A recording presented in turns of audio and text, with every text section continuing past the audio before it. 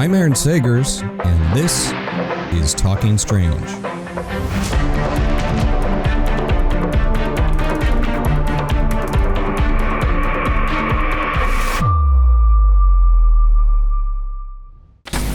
Hey there, spooky nerds, and welcome back to Talking Strange, paranormal pop culture show. I'm Aaron Sagers, and today we're talking about the new found footage docu-style horror film Strange Harvest, which is now streaming. Now let me tell you about it. In Strange Harvest, detectives are thrust into a chilling hunt for Mr. Shiny, a sadistic serial killer from the past, whose return marks the beginning of a new wave of grotesque, otherworldly crimes tied to a dark cosmic force. Now that's the official logline. What I will say about it is this is told in a way that looks and feels like a true crime documentary. It really feels like something that you would see on the ID channel or in one of those platforms. But then it takes this surprising turn into something right out of the realm of high strangeness. It's tense, it is pretty brutal in its visuals and unflinching, but it's a compelling type of story and a convincing type of story. I also have to give credit to the actors that really look and feel like cops, like talking head cops that would appear in one of these true crime documentaries. So, to talk about Strange Harvest, I recently spoke with writer and director Stuart Ortiz and Jesse Clarkson, who stars in the movie as the killer Mr. Shiny, but he's also the production designer for the film. And Jesse Clarkson, he's also worked on the VHS horror anthology franchise, as well as he's worked in the art department on the MCU's Iron Man and on visual effects for The Dark Knight. And Stuart Ortiz is an award-winning writer, director, producer, and editor. He co-wrote and co-directed the 2011 cult horror film Grave Encounters, as well as Grave Encounters 2 and Extraterrestrial. And he co-wrote and produced It Stains the Sands Red, which won Best Film Midnight Extreme that year. So let's get to it. Let's talk to Stuart Ortiz and Jesse Clarkson about Strange Harvest. Stuart, Jesse, thanks so much for joining me today. And yeah, Strange Harvest, man, I have to say, entertaining movie, also disturbing AF because of how real the whole thing feels, and so I'm excited to talk to you. First off, Stuart, I want to go back several years. Grave Encounters to start with. I have such a fond memory of that film because back in the day, I forget which publicist I was working with or how this happened, but I've done a lot of like paranormal TV shows and spooky stuff, and I was able to show Grave Encounters at the Stanley Hotel to a bunch of ghosty people in the height of the popularity of shows like Ghost Hunters and Ghost Adventures. I think that was like it was right as the movie was rolling out, and I have a lot of fondness around that. So I don't know if word of that ever made its way to you. No, I never heard that story. I love that though. Yeah, I think it was sort of like a premiere before the movie was even entirely out there. But I guess, obviously we want to talk about Strange Harvest, but looking back at Grave Encounters, what do you think the legacy was of that film, and how it may have accurately tapped into the reality TV craze of the paranormal, and maybe was even a little bit prescient in some ways? Well, first I would say, does it have a legacy? I don't know. Maybe it does, I guess, on some small level, perhaps.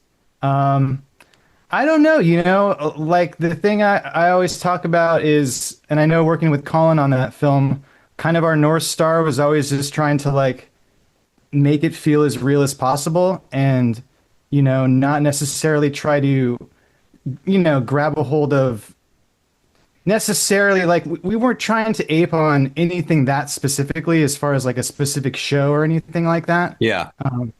It was more just like we got those kind of shows and tried to kind of create our own version of that. But our North Star was always just reality, like trying to present it as real as it could be. And I think that's why if it still has, any power or whatever, still kind of plays today, I think that's why. Yeah. I would say that there's definitely elements of it that play well today, even to this day. So, and so moving on to Strange Harvest, I've read in a previous interview that you were inspired in part by Tiger King. Is this accurate? Walk me through that journey. Well, it's like a two-part journey, I suppose, actually, to go back to Grave Encounters. Like Grave Encounters, found footage movie, obviously, we have some like interviews and whatnot in the beginning of the movie. And I just remember writing that stuff in the script and shooting it. I thought it was super cool, really fun to try to do these kind of fake interviews and, the challenge of trying to present them as kind of real and awkwardly as possible, and just make them interesting. Um, and so it was always just a thing that I thought was cool and an interesting way that you could tell the story, and in particular, a horror story, which I really hadn't seen a lot of because it's just an interesting way to look at a horror story that you're not able to really do in a traditional narrative. You can kind of sort of spend more time and stew in kind of exposition and world building. So it was always with me, and I didn't really know what to do with it. And there was kind of the kernel of the idea of trying to do a documentary, but I didn't know about what at all. And then flash forward like to Tiger King, and Tiger King came out during COVID, this huge phenomena. Everyone loved it. Everyone's talking about it. It's like a big water cooler kind of moment. And it just occurred to me, that, Tiger King's super entertaining. Everyone loves it, but it is a true crime story at the center of it all. It has all this ridiculous stuff in it, but it is a true crime story. And so something about Tiger King just illustrated to me that we had just reached a moment in the culture when true crime had like arrived and everybody seemed to like it. And it wasn't just like a weird niche of weirdos like myself that were into weird, murder and mayhem stories, but that really it was, for the masses, for soccer moms and just anyone was really into this. So it seemed like the timing was right. And in between the two of those things, I'd also just binged out on a lot of true crime. I found a true crime podcast called Sword and Scale that just is an amazing show and is mostly composed of kind of commentary, but then also just these long excerpts of just like interrogations or, body cam footage, all this kind of mixed media stuff. So true crime was there. And then when I saw Tiger King, it sort of all crystallized into like very quickly, oh, true crime documentary. It could be like a Netflix kind of modern style thing. The perfect subject would be a serial killer. And then it all kind of clicked from there. Because it works, this story, would work on its own without incorporating any of the ritualism of Mr. Shiny, and then the question mark of, well, okay, was there actually something supernatural or, something unexplained that was involved in this? Discuss the kind of the journey of like, okay, let's now add this portion onto it. Because again, it could work even without going there. I think that was always kind of baked into the DNA of it because that's just like my personal preference and taste is I just love to try to mix in kind of the uncanny and the out there and the bizarre into reality. And that's just what my personal taste is. I think I really love that kind of shit. I love that intersection of like, just reality and the banality of everyday life up against some just absolutely other earthly kind of situation is just what I love. So I think it was always kind of in there, and I was very inspired by True Detective. Obviously, it's kind of all over this movie, but I thought that was a brilliant, intersection of doing a police procedural, a very good police procedural, and then mixing in this kind of other supernatural element in a very, a really nuanced kind of way. where it wasn't heavy-handed. It was there, but it left a lot to the imagination and was intriguing and just a little taste. So, yeah, that's what I wanted to do with it. What was it about True Detective that you thought, okay, this is the yes and that I want to contribute to this? Maybe something that True Detective just didn't fully explore that you wanted to do. I probably want to get into the genre of it more, the horror of it more. Play with the murderous and the homicidal side of things, and just push it a little bit further into darker territory. Yeah. True Detective did.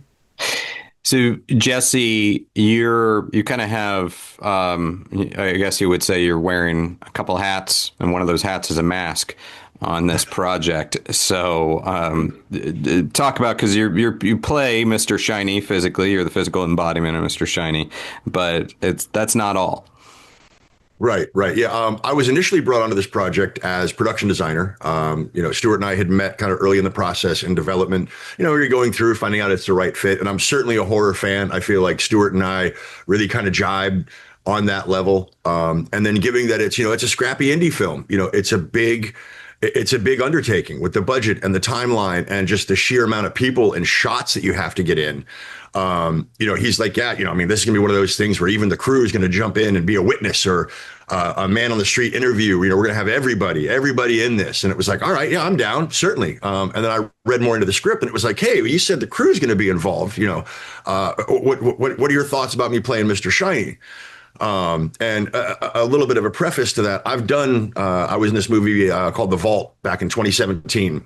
With my buddy Dan Bush, was the writer and director. We've been working together for years. And through that process, I was trying on different outfits and stuff, trying to figure out what that bad guy was going to look like. And they were having a hard time casting. So then finally he was like, well, why don't you just play him? You're tall, all that stuff. And we'd worked together for years. So, and in that, it really kind of lent itself to more opportunities because you don't have to cast your actor to come be on set for 5 minutes. Or you don't have to schedule them, or you know what I mean? It's like, hey, I'm there. We have the wardrobe in the costume department. I can go throw that on and creep around in the background. So I had kind of presented that to Stuart, like, I really want to do this. And he went off of, correct me if I'm wrong, Stuart kind of checked out some of the stuff that I've done and acting in the Vault, Outer Wilds, a couple other indie films that I've had acting parts in, and luckily, thankfully, he thought I could carry it off. So it was a lot of fun. Being not only Mr. Shiny in front of the camera, but kind of being him behind the scenes as well. Being able to kind of create this world that he lives in. I've been doing films for years, my whole life. And, anytime you're in a movie, you're dealing with somebody good. When the actor comes in, it's like, this is your bedroom. And they're like, okay, cool. Let me move this over here. And, any actor will really go in and kind of move the set around to be like, all right, this is how I would do this. This is what we're looking at. And the ability to do that, but in so much more of a sinister way of like, okay, now we do this, and how we can kind of, I could help craft Mr. Shiny's personality even when he's not there, in dressing his house and his storage unit and all these little areas where you go to, or you've been there before him or after him, you kind of get the sense of who he is, and that was uniquely challenging, but a lot of fun. And, Stuart, thankfully, thanks to him, he gave me a lot of levity just to kind of go in and just kind of do my thing. A couple of times he's like, oh, let's do this over here. And I'm like, nah, Mr. Shiny wouldn't do that. And he's like, fair enough. I just want to say, jumping in there, that I remember when Jesse first presented the idea, like, oh, I might be interested in playing this. I was not thrown off per se, but I was just like, oh, really interesting, okay. And then I saw the film that he's talking about, The Vault, and it just occurred to me, like, I was like, oh, like, he's actually an actor, like, this guy can actually perform. And I could see, he's literally, the character in that film is also wearing a mask, and so he's doing a performance, the mask. It was just very, very clear immediately, like, wow, okay, there's some presence here. There's something interesting.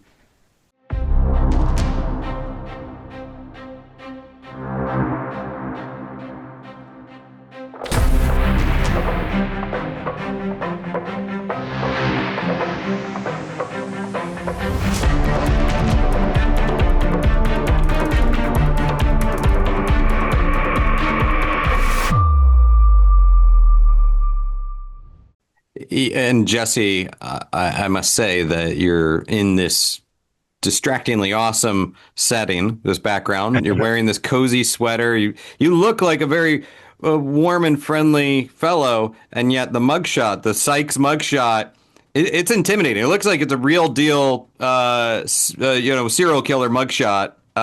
Very intimidating looking. So you are able to channel that part of the scariness. Certainly. I mean, and I will say, to kind of go back to it real quick, I wouldn't have lobbied for the role had I known that it would have been so much more of me without the mask. I knew there was like, here's some little nods here and there. And it was like, okay, cool. I enjoy the idea of playing a masked guy, playing this masked character. I've done creature performing for other effects movies and stuff like that. But it was so, and then it kind of turning more and more of Leslie Sykes. And of course, I'm for it. I signed on. I'm, buy the ticket, take the ride kind of thing. So, yeah, it was fun to be able to kind of channel that. Admittedly, I mean, trying to kind of get that mad mug look, trying to look as, not that I think I'm a handsome guy or anything like that, but trying to look as unappealing and just like when you see this guy, when you're walking down the street, you're like, oh God, you know what I mean? We've all come across certain people, or you see mug shots of people and you're like, yeah, look at him. You could tell he's a bad guy. Like you can just look at his eyes, he's up to no good kind of thing. So really just trying to get that kind of mad mug look and maintain that without being a caricature, just, trying to have fun with it. But also, again, I'm just, this guy's a piece of shit through and through. There's nothing redeeming or, sympathetic about this guy at all. So I just really wanted to lean into that as much as I could of just like, somebody who just gives you the creeps when you look at him. Since you brought up the mask, and I see the Mr. Shiny mask, it looks like it's in the back of your I think 3D printer there, and the talking about masks within the horror genre, or really any pop culture, it seems like you're going to bring out a mask, it needs to be iconic, distinctive, memorable. It needs to strike some sort of emotion. So Jesse and Stuart, tell me about the design of the mask and why you went with this. Like, what are we conjuring here with Mr. Shiny and that mask? I have to give all the credit here to Jesse. Really, this is really his creation. I believe the only direction I gave was just that I want to incorporate the symbol that we use throughout the film. But beyond that, I didn't really even know what I wanted, and then I really have to give it to him. Yeah, Jesse, because you can do too much, you can do too little on a mask. You can make it too evocative of what we've seen before. Yeah, well, that's the great thing about these iconic masks, and it's always like simpler is better. It's like sometimes when you go to a museum and you see art and you're like, why didn't I think of that? It's such a simple, straight down the middle thing that's like, how has this not been done before? And that's very hard to do when you're doing any kind of movie, doing an effect, doing a mask. There's been some hits, obviously Jason, Freddy, Leatherface. You've got these certainly iconic things, and people have tried to do it as well. But for me, going into this was kind of thinking about, I feel like a lot of movies miss the mark of, okay, here's a serial killer and he's in his butcher shop, workshop, making this mask. Like, is he wiring LEDs and sculpting and making molds and sewing? It's like, it has to be something that really reflects the character, Leatherface, just obviously cutting out people's faces and putting it on. You have guys, and I'm certainly not trying to impugn like Hard Eyes, which is a really, really cool looking mask. I haven't seen the movie. I certainly don't want to impugn the movie, but it's like, how does that work? Is there this serial killer who's sitting there wiring up LEDs and, I don't get that. Like, there's a certain rawness that you have to kind of come up with.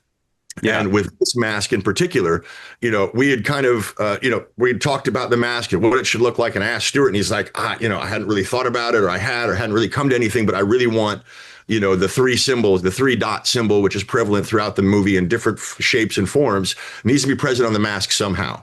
And I had thought of some, what if it's a wooden mask and it's just carved into the forehead like Charles Manson, and kind of like, no. And again, trying to stick with the idea that this guy made this mask himself.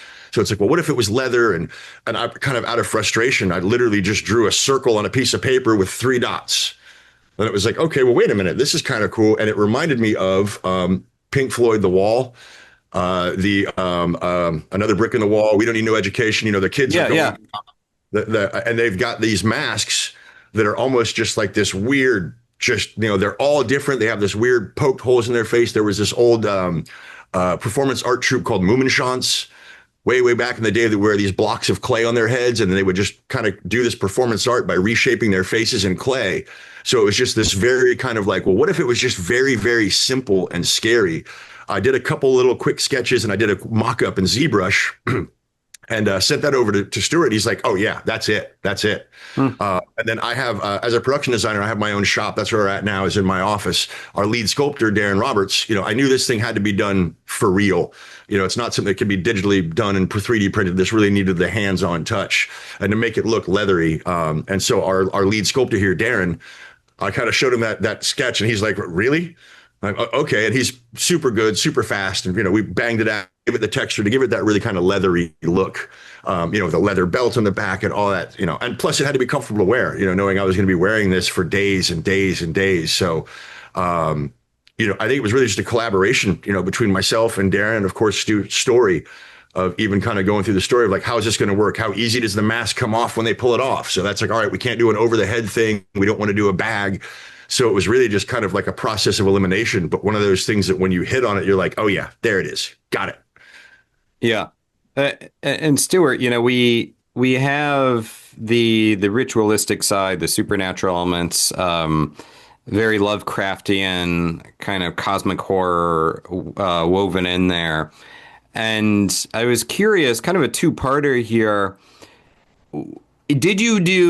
What kind of research did you do as far as, okay, I've got this Caliban, I've got this Asragor, what were you pulling from research-wise? And also, besides what we see in the final product, how much mythology or artifacts or letters or things like that had you built out just as far as your own process? Well, as far as basing it on something, it's all pretty much manufactured by me. I came up with my own lore. I mean, as far as research, I think I initially sort of like put my foot in the pond of like, maybe it's kind of a classic, goetic, like kind of like demon, like kind of from a grimoire or whatever. And it all seems so done. Anytime you get into pentagrams or any of these kind of demons that have been used before in films, it's just felt like well-worn territory. And I was just like, I want to do something Lovecraftian. I want to do something that's like cosmic horror based. And so I just started playing around and thinking of the wildest kind of stuff I could come up with. And it was like, there's got to be this ancient god. And then, this killer, our killer character is like worshiping basically this entity that's like this cult. And, I came up with this whole pretty ridiculous lore in a way that has, a whole internal logic to it, because that was important to me, is that I knew we were only going to see snippets and kind of understand in broad strokes what he was doing, but that all needed to work. There actually needed to be like a logic, to which there is. I wrote like a Bible basically out of all the rules and like kind of the mechanics of how this religion, if you want to call it that, kind of worked, and sort of like the power structure and like the history of it. So that there were answers to those questions when I was writing. I could just literally go, oh yeah, okay, it's this. So that's kind of how I approached it. It was just important to me that, something about it rang true. And I think you feel it in the movie, even though you just get these little pockets and these little tastes of what's going on. It seems to be cohesive in some way. And that's because it is. Mm-hmm. Oh, I'd love to take a look at that Bible or see some of these notes that you put together, and maybe if you want to share that, we could do some sort of exclusive reveal or something. I will say that one of the things that I enjoyed about it as well is it's really cool. You brought up the whole, the demons and possession, and that, like he said, it's not old hat, but it's been done, and it's been done well. But there's kind of rules in place of, oh, you need a priest and this much for exorcism. And Stuart created this universe where it's like, you can't say it's wrong. There's nobody to fact check you, so to speak, when you're dealing with a demonic possession or you're dealing with some sort of witchcraft, because those are lores that have been established, and where Stuart kind of created his own. Nobody can be like, oh, that's not how exorcisms work, or that's not how witchcraft works. This is its own universe that he managed to create. Yeah. And I love that too, because you're so right that in a way it's like, it's cool because people have so much access to information, and the fascination with this stuff has become, I don't know about mainstream, but more widespread as opposed to when I first started being into it. So now people will be like, well, actually Pazuzu was more of a god of demon of harvest, and et cetera, et cetera, et cetera. When you're just creating your own lore, you're right. It can't be wrong. And on to that, it reminded me some of the things that we're seeing as far as Mr. Shiny and this kind of Caliban, the Azergor worship is, and then the imagery of the entity remind me a lot of what I'd see out of like a Mike Mignola, like Hellboy kind of comic. I don't know if either of you guys are fans of that, but weaving in the supernatural and the cosmic. I'm not familiar with that exact thing. I would look into it, but it's because I personally I love Hellboy and Mike Mignola, but like it just because it feels very fleshed out. But also the thing that makes this work so well is we have these cop characters played by Peter Zizou and Terry Apple, I believe, Zizzo. and Zizzo. And his name right just because people have messed up his name a couple times. So Zizzo. And this works because they just pop as cop characters, and both having worked on documentary shows and knowing the process of putting the lav on and having people sit down and state their name and all of that felt real. But these guys really felt like they walked out of a cop shop. So tell me about that casting and just how important it is to get these guys right, the casting right, so they are so believably detectives. Right. No, you're right. It's so important. I mean, in a way, it's everything, really. I mean, the shoulder, they were shouldering the weight of the entire film in a way, because no matter how good the story is, no matter how good the effects are and all of that stuff, it really doesn't work if you don't believably think that these are genuine, real people, that you could be fooled by thinking they're actually, these are just genuine interviews. So it was, everything was really dependent on these two people for the movie to work. And it was a challenge, the movie was non-union, it wasn't made with SAG, which makes things, or can make things, more difficult for finding talent. In particular, in that age range, like getting into like your like 40s plus, it becomes kind of exponentially more difficult to find good actors, because usually actors of that age, if they're any good, they'll become union at some point. So there was just like a smaller talent pool, it felt like. And it's just one of those things. 2 tapes came in the mail, and it was like, oh wow, these people are really interesting. And it was funny because their interviews were like the polar opposite on a technical level. Peter's was like, he has a setup like I do, with like a little ring light, and like, he has like a nice little setup with like a backdrop and everything. So his was very polished, and he was amazing in it, and he was so like just memorized and was on book, and is basically what you see in the movie was pretty much his audition. And it was very clear immediately. It was like, oh wow, this guy, who is this guy? Was this guy Ben and shit? Who is this guy? He's great.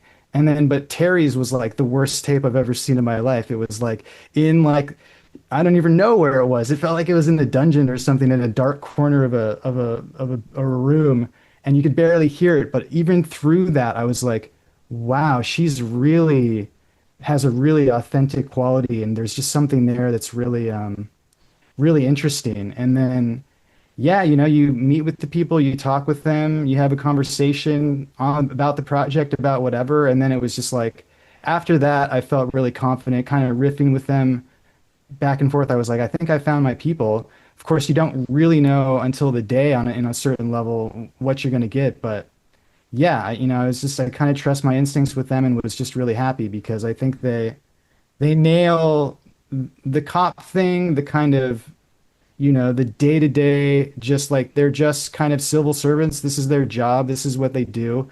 And then, the big challenge of the role too is that it's like, not only are you this character, but you're a character who is now on camera in a situation that they're not used to. So there's like this added level of like, they carry themselves a little bit differently than they might carry themselves otherwise. There's a lot going on. There's a lot to go wrong.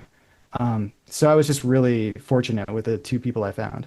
Across like 30 years too, right? And kind of on that note, like for you scripting this story, was it more challenging if you're writing just kind of a linear beginning to end type of movie, even if it's a found footage movie, you have this story and it exists, you know, in a linear fashion a lot of times, but you're bouncing around so much, you're including a lot of archival news footage, you're, you know, so you're piecing together a lot of elements. Was that more of a challenge as far as scripting it out, or did it just flow very much in a linear fashion for you? I think it flowed because in my mind, I don't see any difference sort of between the formats or something like that. And I mean, it was, you know, the thing is too, is I wrote a Bible for the lore of of Mr. Shiny and of Azragor and of Caliban, but I also wrote just like a linear chronologic series of events of the murders themselves in excruciating detail. When they happened, exactly what happened, like everything in the aftermath of like who found the bodies, everything, like every detail. So in some ways, you know, that took up the bulk of the actual writing of the script.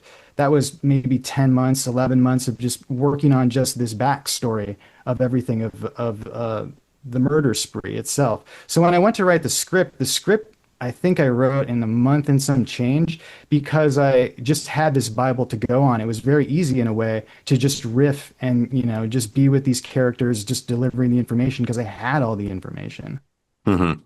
And meanwhile, Jesse, you have to execute that visually across what, 3 decades or whatever. Certainly, yeah. I mean, that was a lot of fun. There's going back to what he said, being fans of, you know, being a big fan of True Detective, which I am as well. A lot of these horror films, and I could tell reading the script that there was a lot of heart into it. What Stuart had put into it. You know, there's a lot. You can tell this was done by somebody who loves the genre. And in the fact that there's loads of Easter eggs throughout this, there's certain stuff in there. I'm like, you know, this is realistic. Isn't this a bit on the nose? And he's like, no, trust me. This is going to play, you know, I won't say what they are, but if fans of horror and true crime and all that, there's things peppered throughout this story that on a second or third watch, you can kind of pick up. Some of them on the first watch, but that was a lot of fun as well. It's just kind of trying to create a world that, again, you know, spans over several decades, different economic classes and all these different eras. You know, it was admittedly, it was a bit frustrating because everything was done from, news cameras, police body cams, things like that. There was no monitors on set. And generally, when you're on set, you want to look at where the camera's pointing, make sure everything's dressed the way, you know, there's nothing there that you don't want to see. You know, oftentimes when you're doing something indie like this, you know, where there's only, you know, the swimming pool, there's one side of that room is completely dressed and then all of our gear is packed to the other side. It's like, all right, as long as we know the camera's not looking that way, but we don't know. So it was literally just having to kind of like, you know, just go on faith of like, okay, cool. If the cops all walk in the room and their cameras are all pointing this way, hopefully one doesn't turn the wrong way. You know, and then it's like, okay, cool, we got it. And it's like, you know, and again, we'd spend hours setting up these scenes and then 20 minutes shooting them because we're just kind of cops walking through. They see what's going on. We, you know, pick up the snippets and then we move on. But yeah, it was, again, it was a uniquely challenging in that as well, because when we're jumping around, we don't know, like, okay, this is from the 90s. Later on in that day, okay, this is from the 2010s. You know, this is right before that. So we're kind of able to kind of move around and, you know. Jesse and his team definitely had to be on their toes.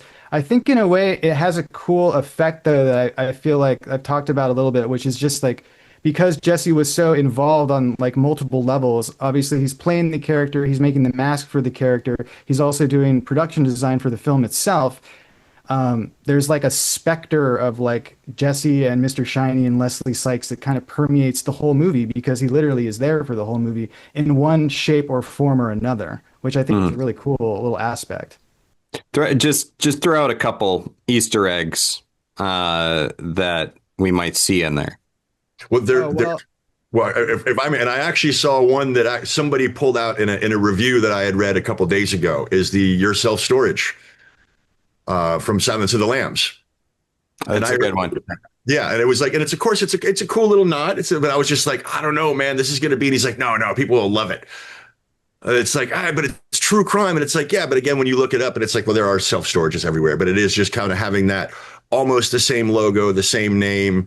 That was the main one. And it was like, it took a while. I'm like, and I would tell it, dude, people are going to pick this out immediately, man. And they haven't. I think there was one reviewer who was like, right on. That was a cool nod to Silence of the Lambs in there with the year self-storage. What about you, Stuart? Another nod that it was almost inadvertent, but I think I must have just absorbed it via osmosis, is that in the scene, there's a scene where kind of a home invasion happens involving a teenage girl, and Jesse, Mr. Shiny's character, ends up writing something on the wall, and he uses lipstick.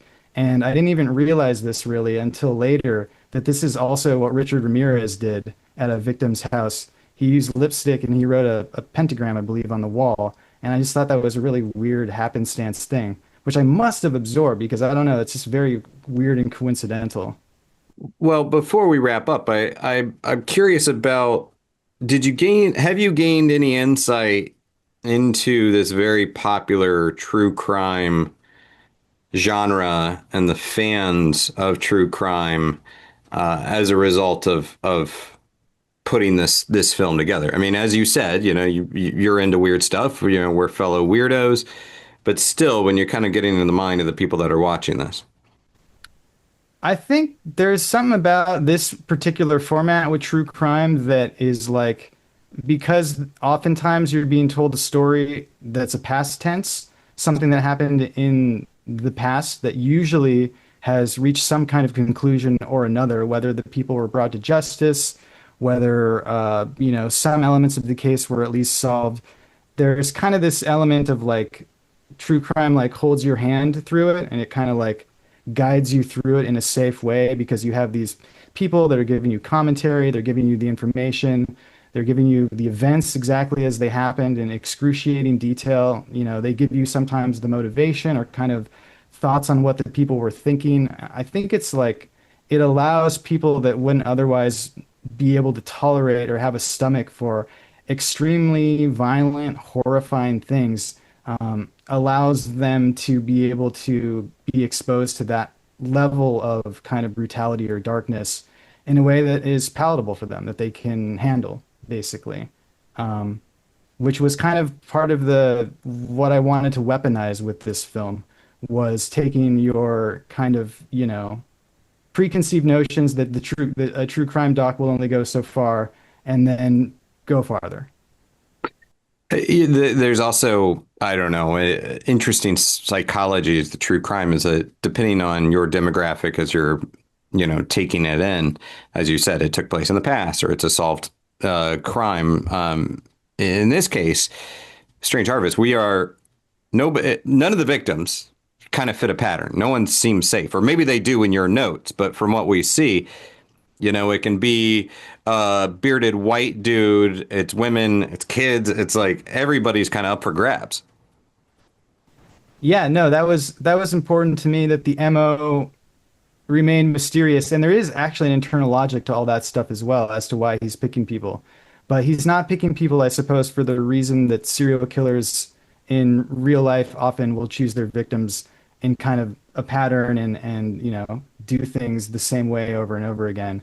I just wanted to change it up. I thought I thought it was more interesting. It just allowed more to do crazy things, cooler death scenes. Just stretch the boundaries a bit.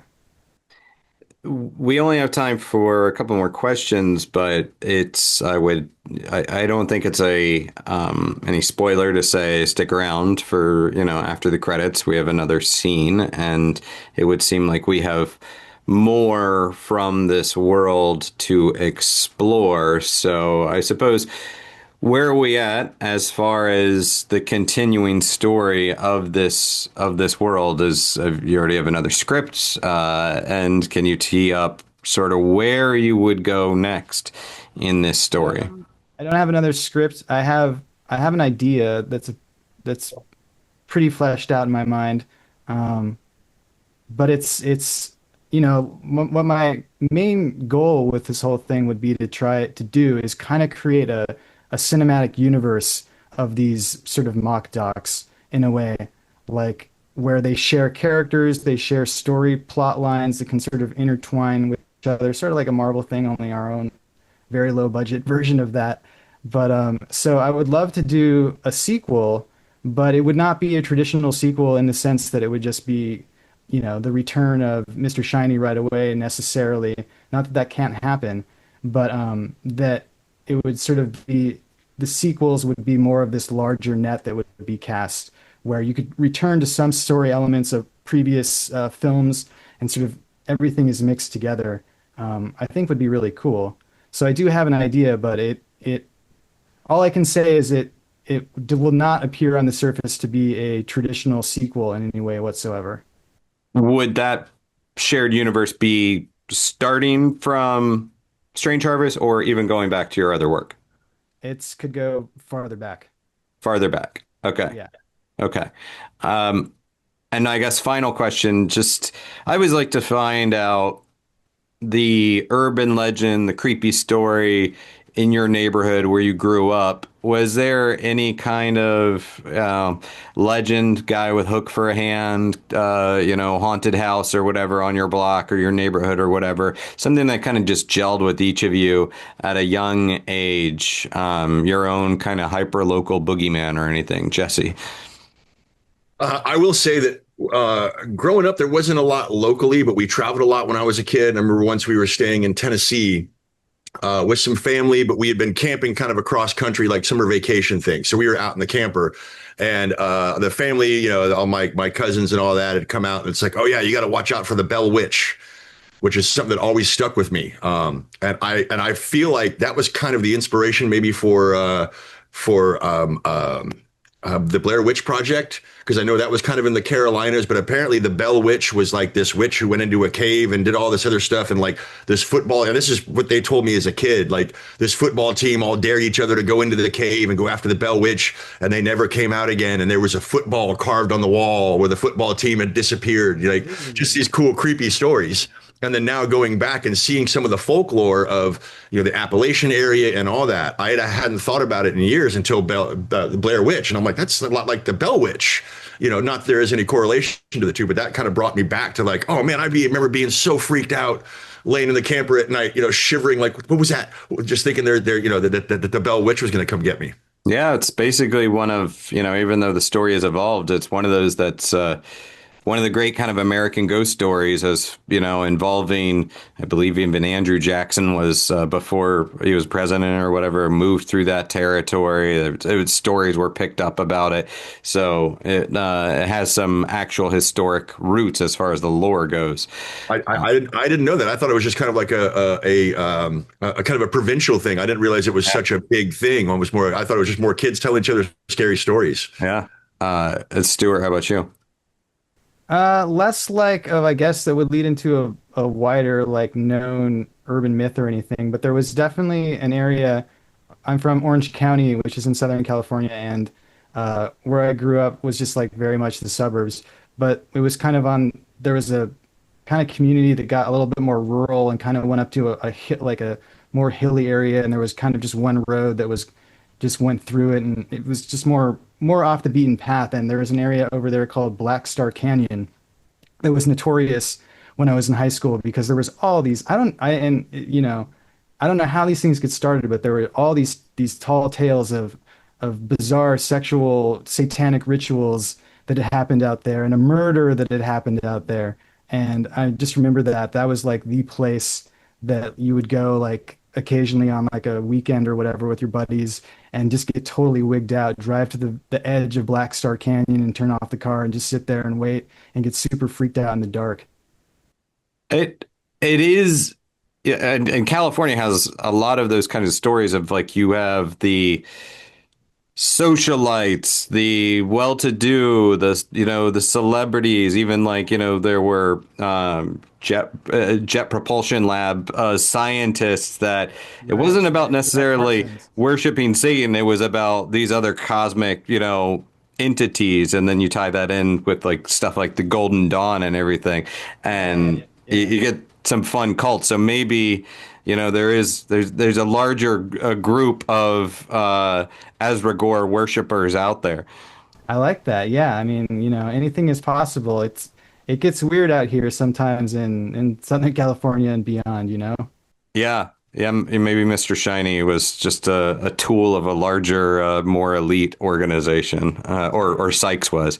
Well, guys, I appreciate your time today. I love talking about this, and it really is like I said, unsettling. And I say that in a complimentary way because I watch a lot of horror, and when something kind of strikes me as fresh, it's fun, it's cool, and I hope people, I know it's out there in theaters, and people will be able to check it out on demand as well. So thanks for your time, and congrats on Strange Harvest. And that was Stuart Ortiz, the writer, director, producer, and editor of Strange Harvest, and Jesse Clarkson, who is the production designer in Strange Harvest, as well as plays the killer, Mr. Shiny.